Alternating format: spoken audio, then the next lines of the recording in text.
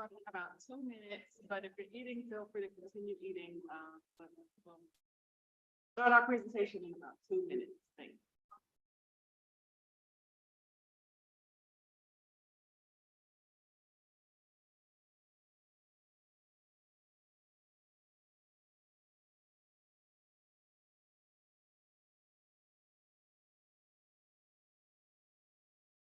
Okay.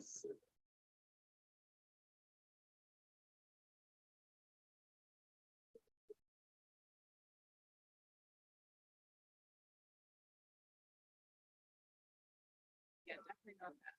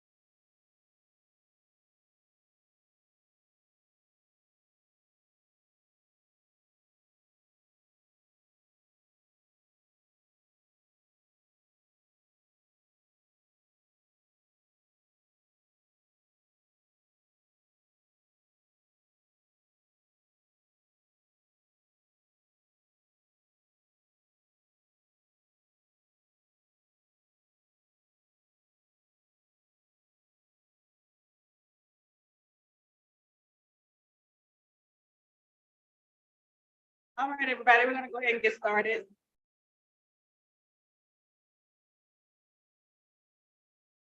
Can everybody hear me okay?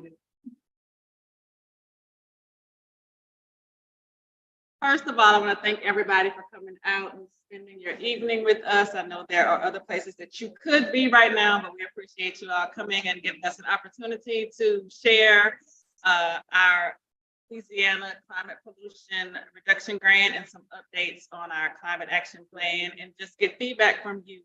My name is Keisha Hart. I'm a state planning manager with the Division of Administration. My office is managing this grant in coordination with the Governor's Office of Coastal Activity, and Isabel, who will be tag teaming this presentation with me, is also here. And so we're working together to implement this planning grant. And so we do have a short presentation for you all, and then we will break off into tables and really want an opportunity to get your feedback on what's going on. And so just the agenda, will go over an overview of the climate action plan, give you all, for those of you that may not be aware, an overview of the current climate action plan that was finalized in 2022.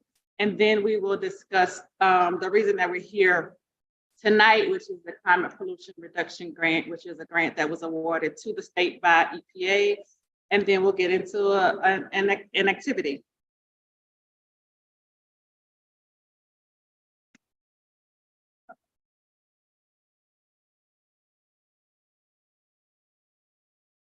Jeanette, what?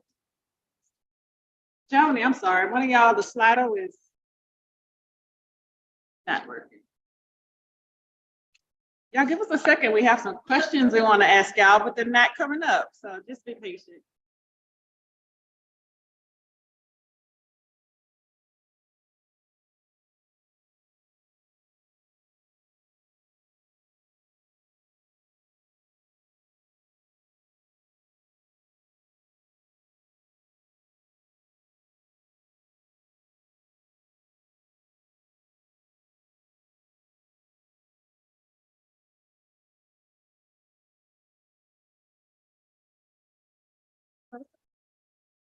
How's the food, y'all? Is it?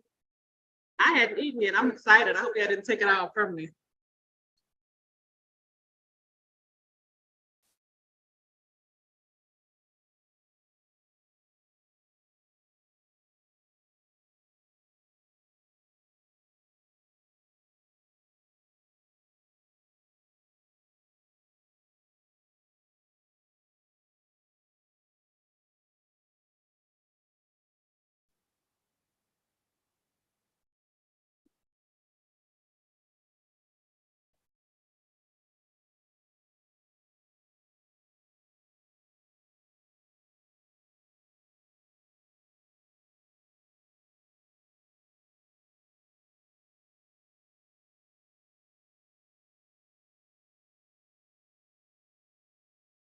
All right, I'll just ask the first question and we can kind of talk about it since I know what the question is. So the first question is, have you or anybody that you know that's close to you been impacted by climate change? So y'all could just do it the old fashioned way before technology and raise your hands.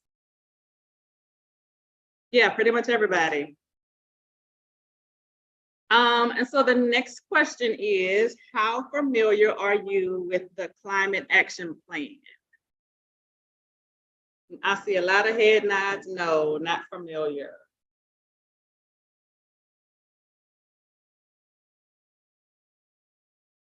Anybody super familiar besides Isabel and somewhat familiar, like some other people in the room?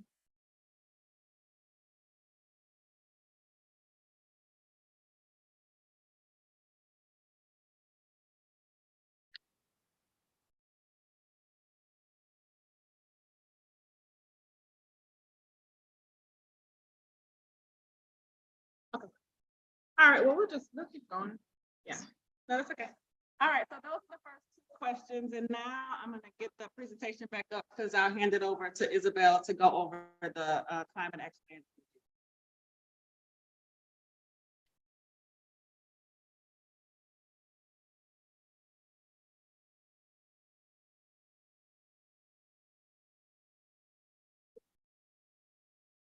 And so because the slider isn't working, I think we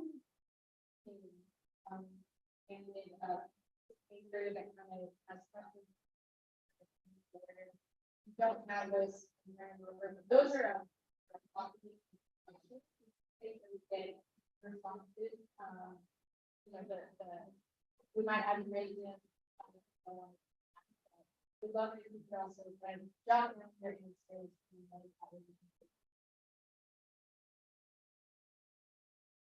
So the last question was, how familiar are you with the Louisiana Climate Action Plan? And just from speaking to a few of you in the room today, I know that we basically run the whole spectrum here today of people that were not familiar with it at all, but also a couple of you that were directly involved in developing the plan. So for some of you, this is going to be not enough of an overview. For some of you, this is going to be incredibly duplicative to information you've heard a million times. So just bear with me. But I think it's important for us to know, as we are embarking on kind of the next stage of climate planning for the state, what our foundation is and what climate planning has already been done. So in 2020, Governor Edwards passed an executive order calling for the creation of the Climate Initiatives Task Force that was tasked with developing a climate action plan. And they did so in 2022, put together a climate action plan that addresses reducing net greenhouse gases emissions for the state, but it also addresses a whole lot more than that, like creating an equitable society, improving health and quality of life, adapting to climate change, strengthening the economy and workforce, and really addressing all of those other areas that climate impacts can affect, but also that climate action can really benefit. In looking at that number one piece of greenhouse gas emission reductions, the task force had a big challenge, specifically because Louisiana's emissions are so different than any other state, and also very different than the nation as a whole. You can see that on these graphs here. Shows that if you looked at the United States, our key emissions really come from transportation and electric power. Whereas in Louisiana, 66% of our emissions, as well as a little bit of that 13% of electric power, all of that is from industry. Industrial emissions are notoriously really difficult to abate. And so that necessarily meant that the path that we take to reducing those emissions is going to be creative and it's going to be challenging. It's going to be different than what we're seeing elsewhere. And this is what the task force came up with. This is a roadmap that looks at several different sectors of the economy, looking at, like I said, industry, buildings and vehicles, methane, and gets us to net zero by 2050. One thing to point out here is that we have a lot of work to do. It is not a gentle slope. We need a lot of aggressive implementation to get us to these goals, and we need to start now. The second thing to point out is that although there are a lot of different slivers of this chart, there are really three that stand out there, and that's those top three pieces. And those three really became three primary pillars of the climate action plan, and that's renewable electricity generation, industrial electrification, and industrial fuel switching to low or no carbon hydrogen. So that was your super quick crash course in the climate action plan. Happy to talk about it more today, and there are also resources online for you to learn more about it. But right now I wanted to ask the question, what sources of information do you trust on climate action? So if you could write that down on your piece of paper, but this is, when you're looking for information on what are the biggest climate issues, what steps can we take towards addressing those issues, where should I be directing my attention, where do you go? Do you go to the local news? Do you go to national news? Do you go to friends and family, social media, book? There's a lot of different ways, and I think that there's a lot of different mechanisms out there. I'd like to better understand what those trusted sources are for you. Does anyone want to share out loud? I'm not going to put anybody on the spot, but just usually we would have kind of your answers popping up here, and it has been different at every public meeting we've done for this project. I'm not going to call on you. You looked like you had a good answer, though. Is the only reason.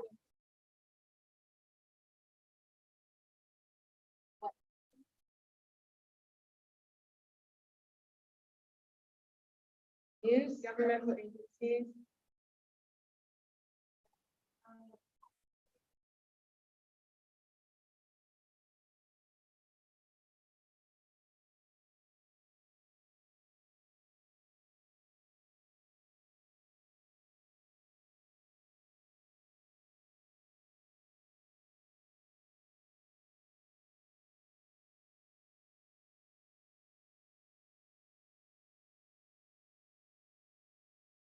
Variety, as well as a couple of different.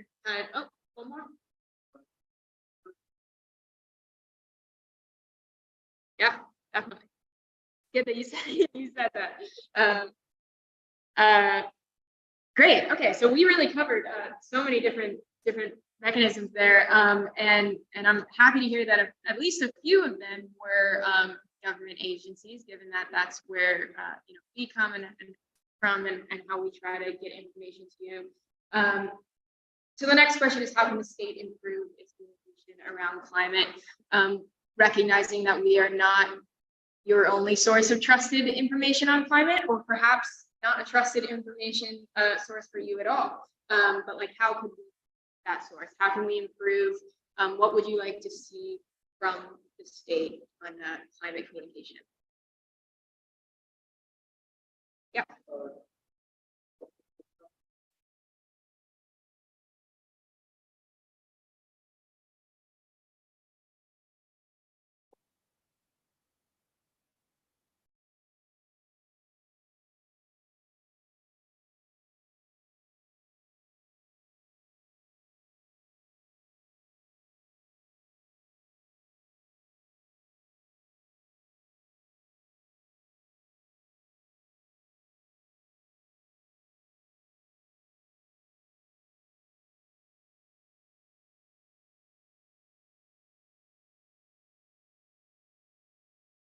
Moving right along, I'm going to hand it back over to Lakeisha to talk about, again, that was kind of our baseline, where we are with climate planning at the state, and the foundation that we were at going into this specific EPA grant.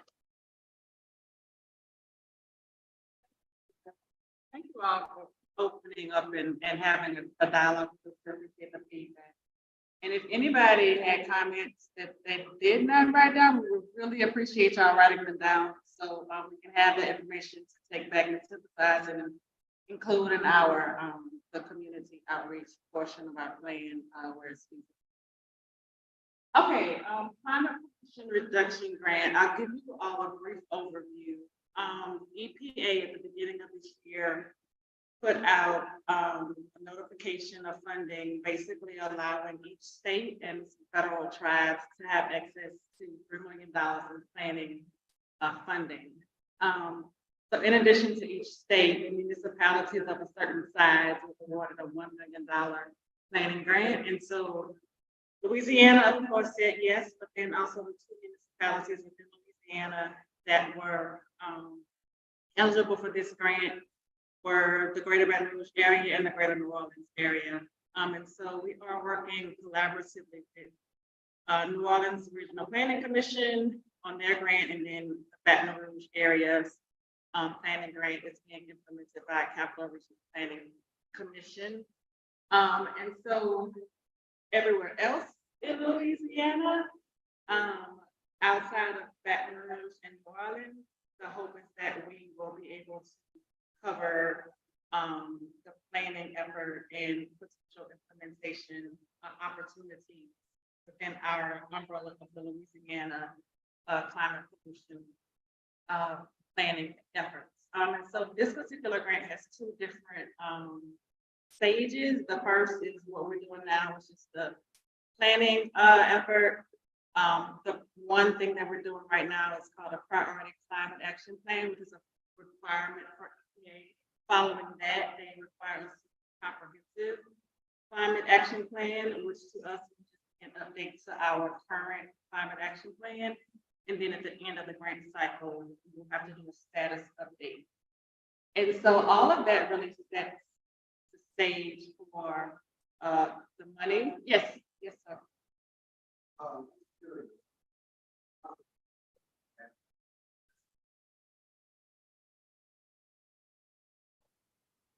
Yeah, I think it was 64. EPA selected nationwide the largest 63 or 64 MSAs, and those are the ones that are eligible for this grant. And so based on the size of the areas, Baton Rouge and New Orleans were the only ones that qualified, and that was an EPA requirement.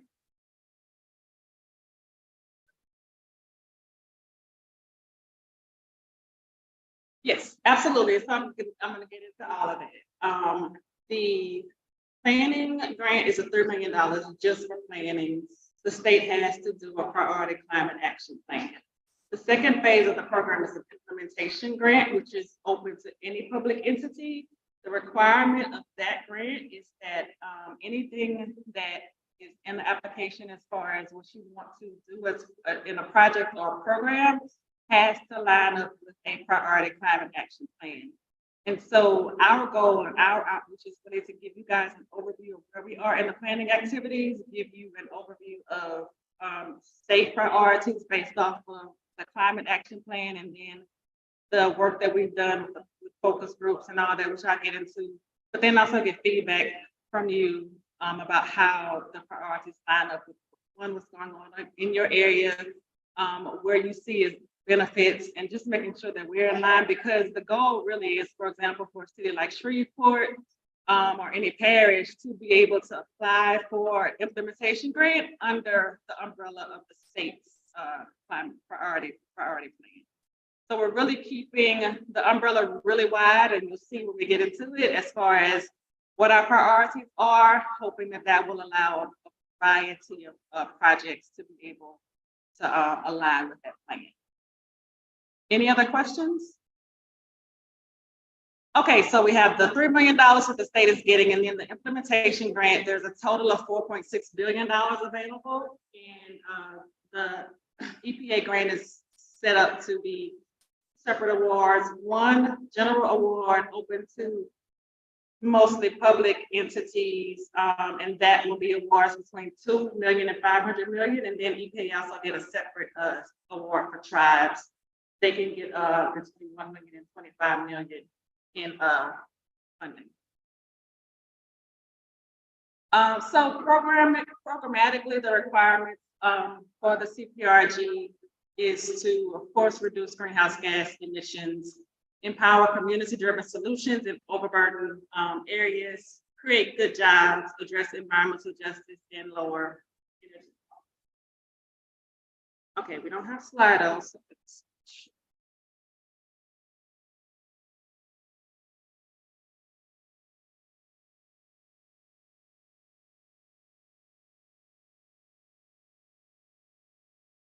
Okay, so if y'all put on y'all's paper, of the, oh, it's not gonna be on here.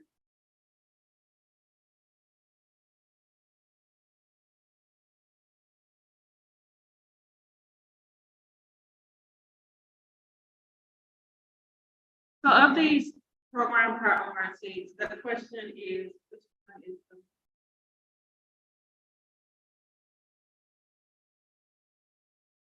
answer out loud, or you can write, write your answer.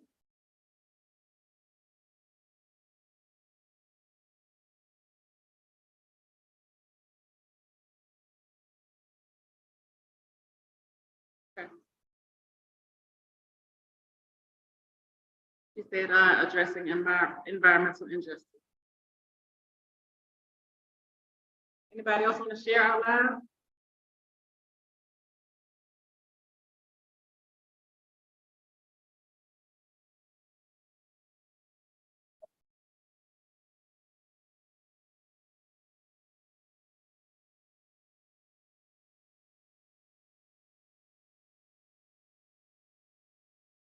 Thank you. Anybody else? Okay, we will move.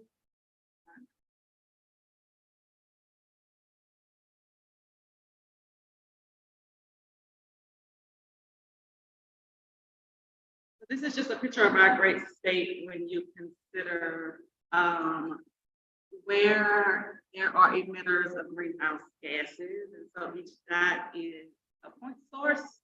And as you can see, there is a definitely a large amount along the Mississippi River, but then there are some in other areas too, and there are some in this area. And so we have spent the last month or so doing outreach. We visited river parishes, we visited Lake Charles, and now we are here really because greenhouse gases impact where we live and where we work.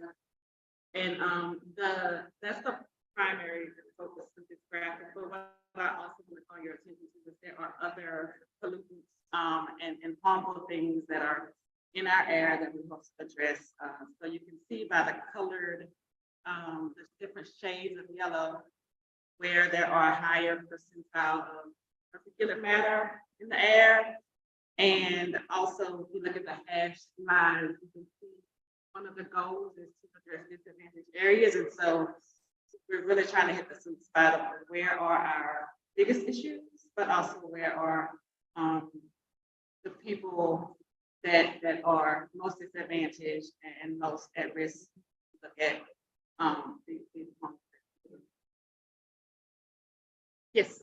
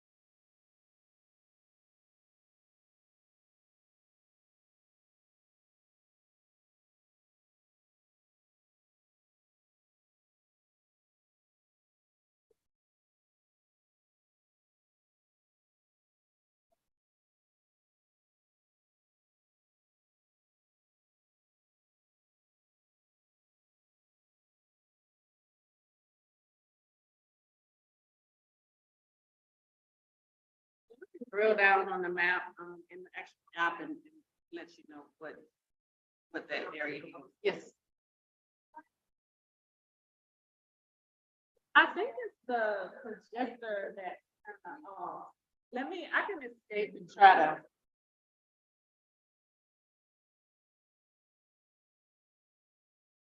Yeah, it's kind of.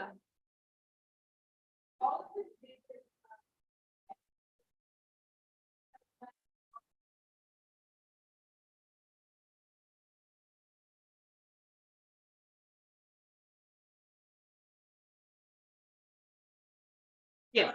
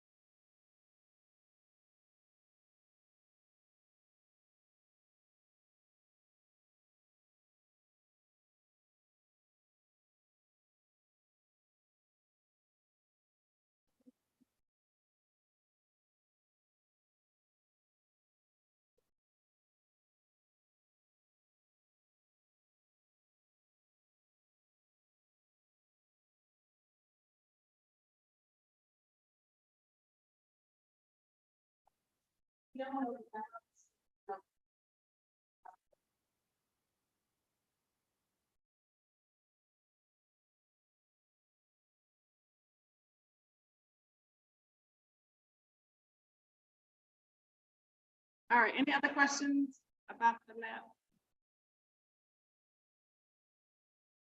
Yes, sir.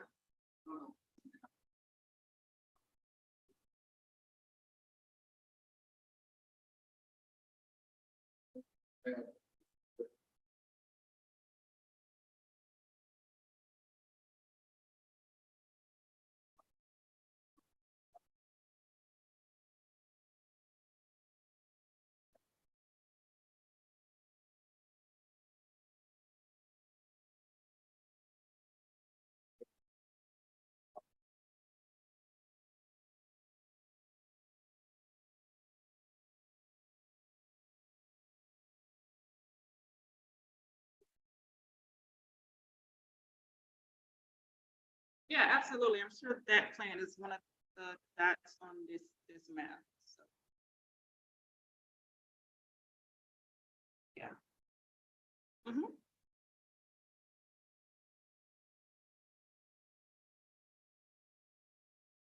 Yeah, and zooming in, y'all can see just a little bit better, um, what the area looks like. And this is a publicly available tool, and so if y'all are interested in drilling down, I'm sure we can send out the link to that when we send out the materials of the presentation to you all.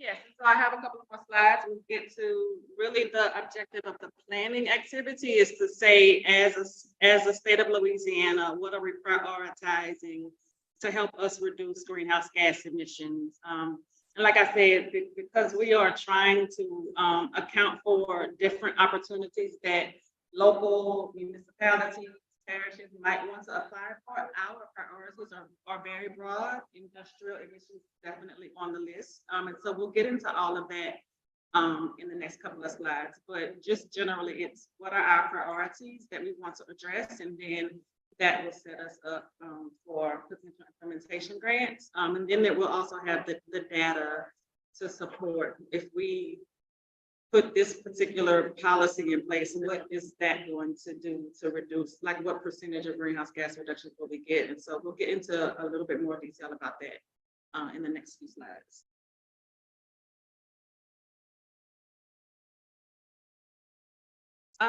So in addition to all of the priorities, the focus areas that we want to try to get to in order to reduce greenhouse gas emissions, another thing that we want to be able to do is provide community benefits. And so it's not just about this project we're doing this project, we're getting this money, but it's also what benefit is it providing to the community? And so really based off of where we are in the state, in the nation, and where we are with our emissions, and also EPA guidelines, we have developed just a short list of potential benefits of some of the priorities that we are looking to establish. And so they include, of course, air quality and public health improvements, improved access to services and amenities, job creation, increased climate resilience, and energy cost savings. And the next poll question that we have, and if you need to reference, I'll put it back, but the poll question is, please rank these benefits highest to lowest priority for you, 1 being the highest and 5 being the lowest. So these are the benefits, but they're also on the table on that white poster that y'all have.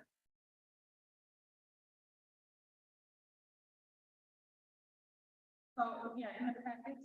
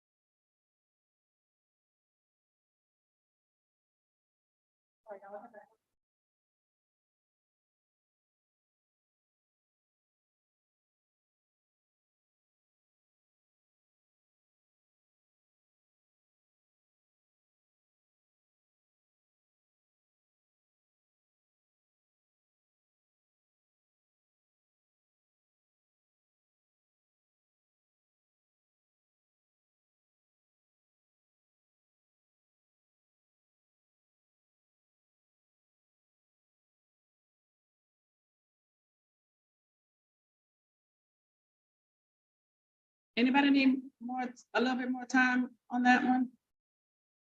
Okay.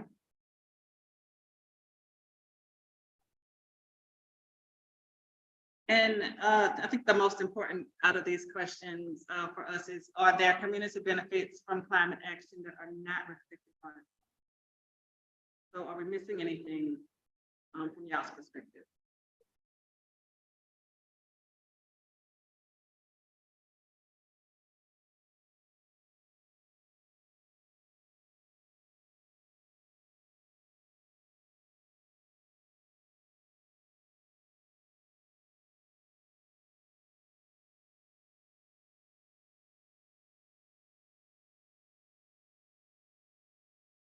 All right, I'm gonna turn it back over to Isabel to go over our planning process. Did anyone want to share climate benefit they felt wasn't reflected on the list before we move on? Okay. Okay, so the priority climate action plan, like that, is sort of part 1 of phase 1 of that grant process. So it's what we're working on right now with that $3 million. And it's what we have been having community meetings about, are going to produce a draft priority climate action plan for the middle of next month. That will then be ultimately published basically the first week of January. And I think this kind of gets to your question earlier, as well as what are we trying to get out of this process, and what are they ultimately trying to fund with those $4.6 billion in implementation grants. And that's near-term, high-priority, implementation-ready measures that reduce greenhouse gases and harmful air pollution. That's really looking at kind of a 2024 to 2030 timescale? What can we, what are the shovel-ready projects and programs that we can get on the ground that are scalable, but also can start really reducing emissions and this other harmful air pollution in the near term? And then the second part of it is the community-driven solutions that support the creation of good jobs and address environmental injustice in overburdened neighborhoods. And in order to get those community-driven solutions, that's why we're here, to speak to the communities, to understand better where your priorities are, where your concerns are, and what you would like to see climate action look like in your community. The framework for getting on your table in front of you. This is kind of what we have gotten so far from a process that has involved about 2 months of stakeholder engagement, several community working with other agents and our other team members and consultants, centering those community benefits, but also going off of our climate foundation, going off of some of that roadmap in the climate action plan of what is specific to Louisiana, how do we deal with our emissions? And in that sense, we came up with what is on the outside of it. These are what we are calling our draft priority focus areas. And a lot of the actions that we are looking at right now fall within these areas. So understanding better, what this looks like in your community. Not all of them are going to be super relevant to your community, but some of them are going to be even more so than they were in some of the other communities we've talked to. And we want to understand where those obstacles are and where those opportunities are and how they connect back to those benefits for you. And I know this is kind of hard to see. It's definitely easier to see on your table, but also that glossary, the same one that has the community benefit descriptions, also has descriptions of what these priority focus areas are. Some of them are kind of self-explanatory, but some things like resilience hubs might need a little bit more explanation, as well as something that's a little bit broader, like industrial decarbonization, which again seems self-explanatory, but can actually encompass a lot of different mechanisms and pathways. Industrial electrification, energy efficiency, fuel switching, as well as carbon capture, utilization, sequestration. Those are all different options, intertwining options, but industrial decarbonization does not mean all of them at once necessarily. And so, if you have thoughts on industrial decarbonization, for example, it would be helpful to understand better, like where you understand what that means, where your concerns lie. So the glossary can be helpful for that, but also feel free to ask us if you have any questions. So that's the end of the portion for the set of although thank you so much for asking because yes, there are technical difficulties. At this point, what we're going to do is more but we might not have the less populated by. We're going to come and we're going to work and we're going to be based on that these questions, but also like I said, what is questions about the program, any insights, how we get to the community to speak.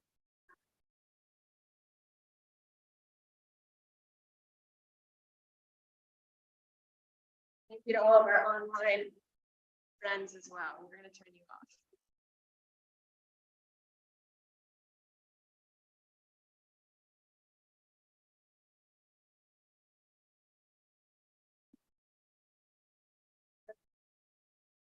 I think we